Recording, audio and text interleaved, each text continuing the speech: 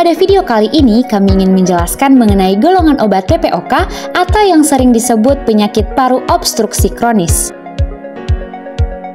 PPOK merupakan penyakit jangka panjang yang dapat bertambah parah dari waktu ke waktu dan gejalanya ditandai dengan peradangan dan keterbatasan aliran udara yang masuk dan keluar dari paru-paru.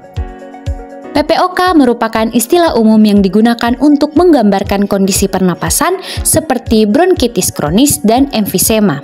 Banyak orang yang mengidap kedua penyakit tersebut dan juga disertai dengan asma. Paparan rokok jangka panjang merupakan penyebab PPOK. Selain itu, penyebab lain juga berasal dari asap rokok atau bahan-bahan iritan seperti debu, polusi udara, polusi pabrik, dan paparan biomasa. Gejala awal pada PPOK bisa terjadi tanpa gejala atau ringan sebagai tahapan penyakit. Gejala umum dapat berupa mengi, sesak nafas, dan batuk terus-menerus yang disertai dahak. Gejala memburuk ditandai dengan sulit bernafas pada saat melakukan kegiatan rutin, mudah lelah, berkurangnya berat badan, dan hilangnya massa otot. Orang yang mengidap PPOK bisa mengalami gejala bertahap dari yang ringan, sedang, sampai dengan terparah.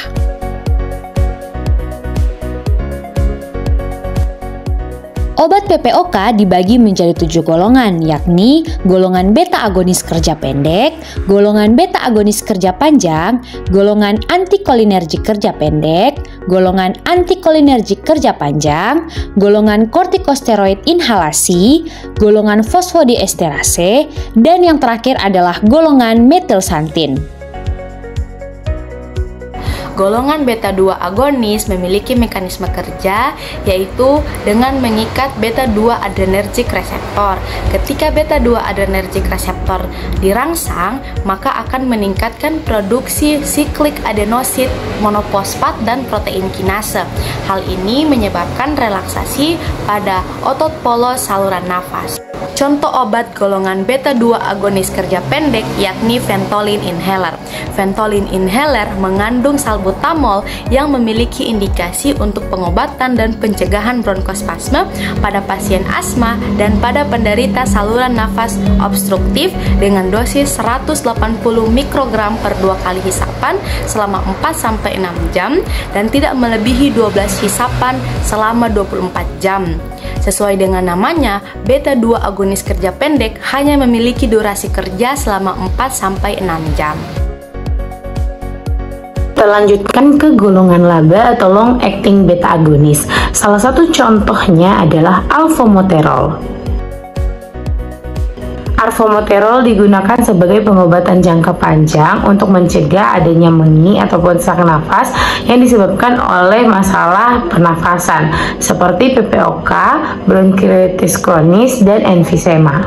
Selanjutnya, bentuk dari alfomoterol ini berupa serbuk atau inhalasi dengan cara pemberian yaitu dihirup menggunakan nebulizer, dan jangan pernah mencampurkan obat ini dengan obat lain di dalam nebulizer. Selanjutnya, jangan lupa juga untuk memeriksakan label yang ada pada produk dengan menggunakan dosis dan resep yang sesuai. Untuk dosis pada pasien PPOK ini berada pada rentang 12 mikrogram per hari sampai dengan maksimal 48 mikrogram per harinya. Untuk efek samping dari obat ini dapat menimbulkan agitasi, takikardia, sakit kepala, ataupun beberapa permasalahan pernafasan lainnya, sehingga sangat penting untuk menggunakan obat ini sesuai dengan dosis ataupun resep yang telah diresepkan.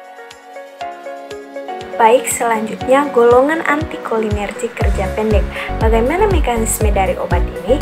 Obat ini bekerja dengan memblokir efek asetilkolin pada otot saluran pernapasan, sehingga otot menjadi rileks dan saluran pernapasan dapat melebar. Nah, contoh obat dari golongan antikolinergik kerja pendek adalah Atrofen HPA. Nama generiknya ipatropium. Obat ini biasa diindikasikan untuk mengendalikan dan mencegah gejala mengi dan sesak napas serta penyakit PPOK.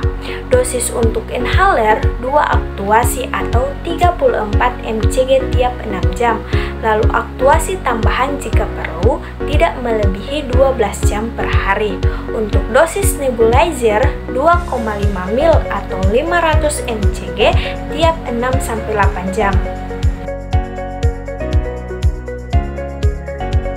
Antikolinergik adalah kelompok obat untuk menangani berbagai macam kondisi kesehatan, mulai dari inkontinensia urin, penyakit Parkinson, penyakit paru obstruktif kronik atau biasa kita sebut dengan PPOK, hingga diare. Nah, antikolinergik ini sendiri bekerja dengan cara menghambat asetilkolin, yaitu zat kimia yang berfungsi sebagai penghantar sinyal-sinyal antar sel-sel syaraf atau biasa kita sebut dengan neurotransmitter. Nah, antikolinergik ini sendiri telah digunakan untuk mengobati penyakit pernafasan obstruktif selama bertahun-tahun loh. Mulai dari sediaan historis yang berasal dari genus Nycticadae yang mematikan, hingga perkembangan terkini dari ipratropium, oxytropium, dan tiotropium. Perawatan medis untuk obstruksi saluran nafas ini berfokus pada pencapaian fungsi saluran nafas yang maksimal melalui bronkodilator.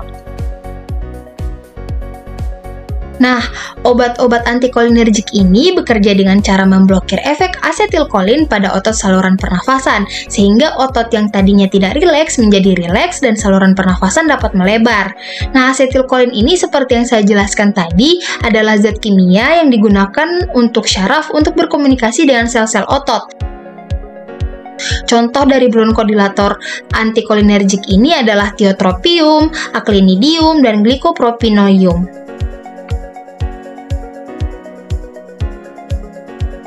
Baik, selanjutnya saya ingin menjelaskan mengenai golongan obat kortikosteroid inhalasi atau yang biasa disingkat dengan ICS, di mana kortikosteroid inhalasi ini memiliki aktivitas glukokortikoid yang kuat dan bekerja langsung pada tingkat sel dengan membalikan permeabilitas kapiler dan stabilisasi lisosom untuk mengurangi peradangan. Pada pasien dengan obstruksi berat dan sangat berat, kortikosteroid dapat mengurangi frekuensi ekserbasi dan meningkatkan status kesehatan. Hal tersebut dikarenakan kortikosteroid inhalasi dapat mengurangi persentase neutrofil dan makrofag, di mana jumlah makrofag dan neutrofil meningkat seiring dengan meningkatnya tingkat keparahan obstruksi paru. Pada kortikosteroid inhalasi ini terbagi menjadi 4, yaitu beclometasone dipropionat, budesonide, flunisolid, dan fluticasone. Beclometasone dipropionat memiliki indikasi untuk pengobatan simptomatik pada pasien PPOK berat dan riwayat ekserbasi berulang yang memiliki gejala signifikan meskipun terapi reguler dengan bronkodilator kerja panjang. Beclometasone dipropionat ini contohnya yaitu Nexhaler, di mana dosisnya itu 2 inhalasi 2 kali per hari dan memiliki efek samping seperti sakit kepala, suara serak, nyeri tenggorokan, pneumonia, dan tremor. Cara penggunaan Nexhaler, yang pertama, buka Nexhaler sampai terdengar bunyi klik dan bagian mulut Nexhaler terlihat yang menandakan bahwa 1 dosis telah siap untuk dihisap. Hembuskan nafas melalui mulut semaksimal mungkin. Letakkan bagian mulut Nexhaler ke mulut Anda, jangan digigit. Tarik nafas sedalam-dalamnya melalui mulut dan akan terdengar bunyi klik pada saat menarik. Lalu tahan nafas sekitar 10 detik, bernafaslah kembali seperti biasa melalui hidung, lalu tutup Nexhaler Anda. Sebelum menutup, usahakan mulut Nexhaler itu dibersihkan terlebih dahulu, dan setelah selesai jangan lupa berkumur-kumur ya. Selanjutnya yaitu budesonide, di mana budesonide ini memiliki indikasi untuk asma bronkial dan PPOK. Contoh obatnya itu yaitu Obucort Singhaler, di mana Obucort Singhaler ini memiliki dosis dewasa 200 sampai 1200 mikrogram per hari, diberikan dalam 2-4 dosis dan memiliki efek samping seperti rasa menggelitik di tenggorokan dan suara serak.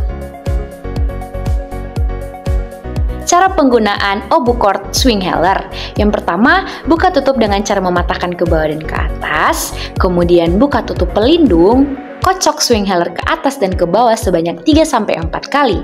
Pegang bagian bawah dan tekan berlawan arah untuk mengeluarkan obat yang ada di dalamnya. Perhatikan bagian dosis ketika ditekan, dosis akan berkurang. Hindari pengocokan swing inhaler ketika obat sudah siap dipakai.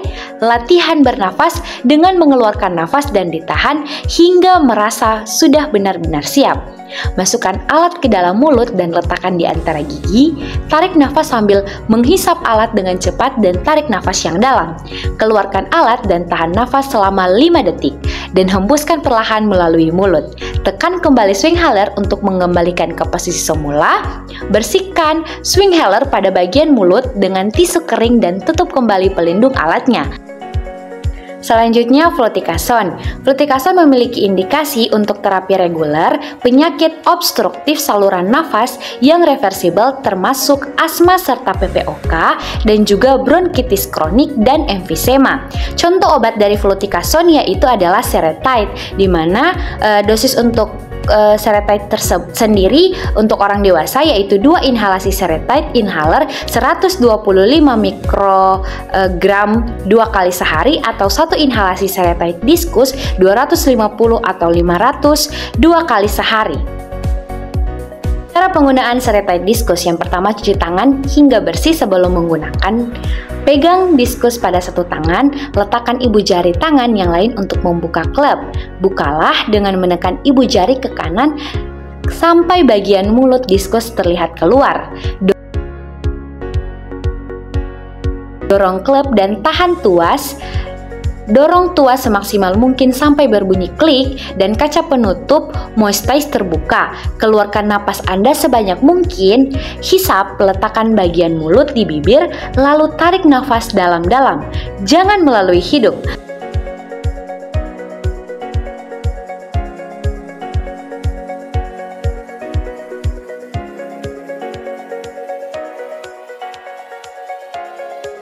Lepaskan dari mulut Anda, kemudian tahan nafas selama 10 detik. Keluarkan nafas secara perlahan, lalu bersihkan permukaan mulut dari alat tersebut dengan tisu, lalu tutup kembali.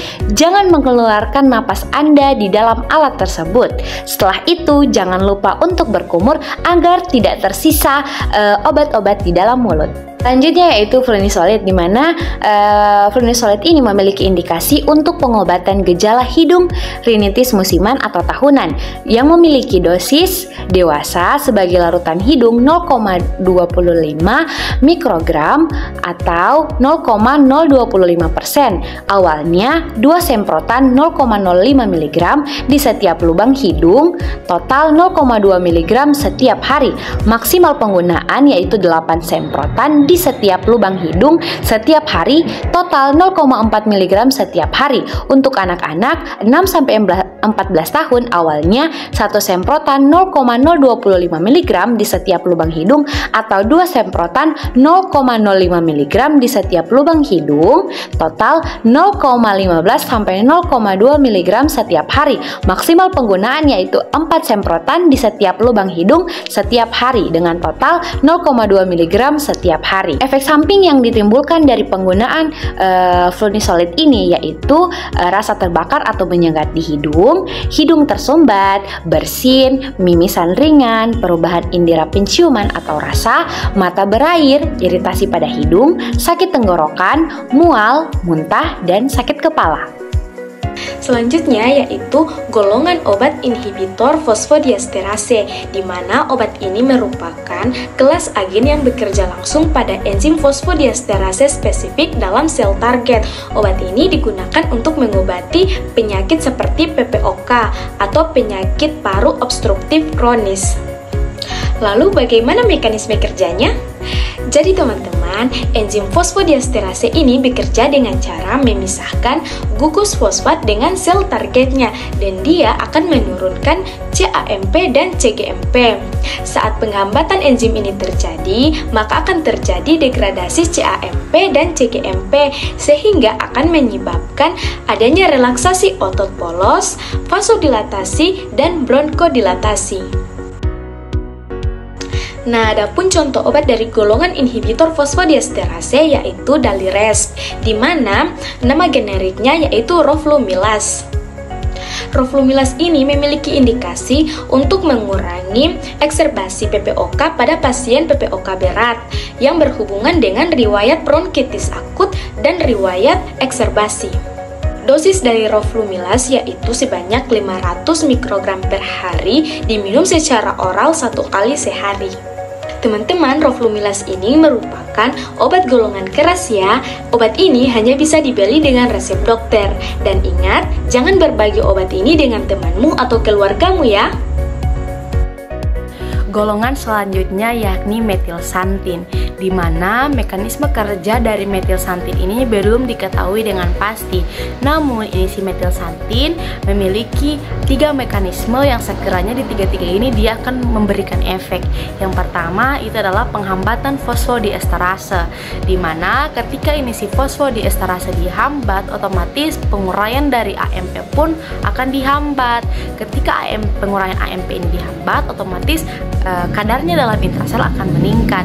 Ini akan menyebabkan relaksasi otot polos pada saluran nafas. Kemudian yang kedua adalah antagonis reseptor adenosin, di mana mekanisme ini berhubungan dengan sistem saraf pusat. Kemudian yang ketiga adalah aktivator histon deacetilase, di mana si deacetilase itu berhubungan dengan pengatur mediator inflamasi. Ketika dia ini ditingkatkan, si deacetilase ini ditingkatkan, otomatis itu akan memberikan efek antiinflamasi. Contoh obat golongan metilsantin yakni Bronsolvan. Bronsolvan mengandung teofilin yang memiliki indikasi untuk meringankan dan mengatasi serangan asma bronkial, bronkitis emfisema, dan penyakit paru lainnya, dengan dosis untuk dewasa 3 kali sehari 1 tablet, dan untuk anak-anak 6-12 tahun 3 kali sehari setengah tablet.